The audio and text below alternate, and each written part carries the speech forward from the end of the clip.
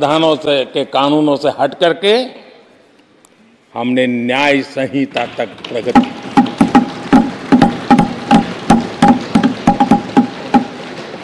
हमारी सरकार ने सैकड़ों ऐसे कानूनों को समाप्त किया जो अप्रासंगिक हो गए थे। सरकार ने 40,000 से ज्यादा कंप्लायंसेस खत्म कर दिए। आदरणीय अध्यक्ष जी, भारत ने अमृत भारत और नमो भारत ट्रेनों से भविष्य की उन्नति के सपने देखे।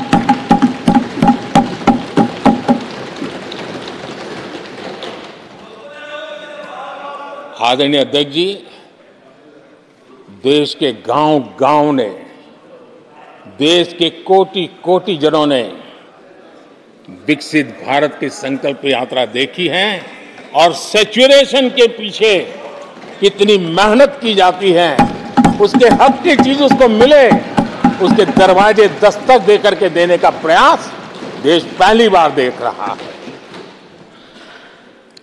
आदरणीय अध्यक्ष जी, भगवान राम, आदरणीय अध्यक्ष जी, भगवान राम न सिर्फ अपने घर लौटे बल्कि एक ऐसे मंदिर का निर्माण हुआ जो भारत की महान सांस्कृतिक परंपरा को नई ऊर्जा देता रहेगा। और आदरणीय अध्यक्ष जी, अब हमारी सरकार का तीसरा कार्यकाल भी बहुत दूर नहीं है। ज्यादा से ज्यादा 100-125 दिन बाकी है। और अब की बार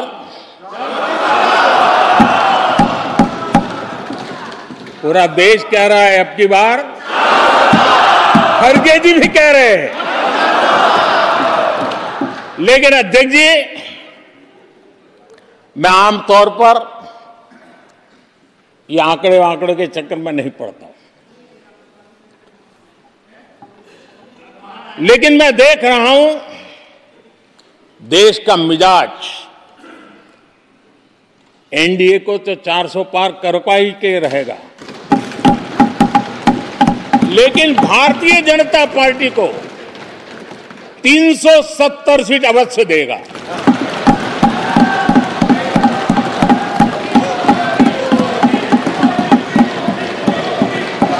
बीजेपी को 370 सीट और एनडीए को 400 पार।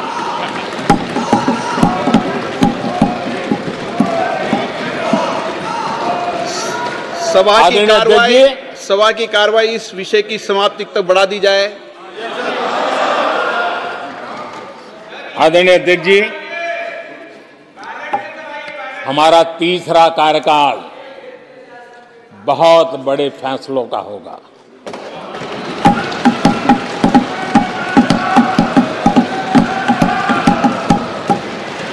मैंने लाल किले से कहा था और राम मंदिर प्राण प्रतिष्ठा के समय भी मैंने उसको दोहराया था। मैंने कहा था, देश को अगले 1000 वर्षों तक समृद्ध और सिद्धि के शिखर पर देखना चाहिए। तीसरा कार्यकाल अगले 1000 वर्षों के लिए एक मजबूत नींव रखने का कार्यकाल होगा।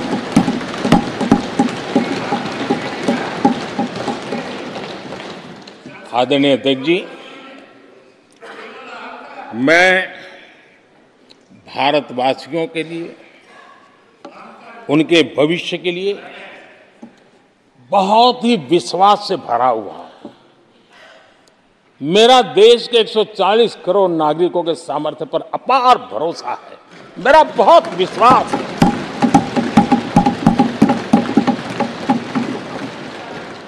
10 वर्षों में 25 करोड़ लोग गरीबी से बाहर आए, ये सामर्थ्य दिखाता है। आदरणीय अध्यक्ष जी, मैंने हमेशा कहा है कि गरीब को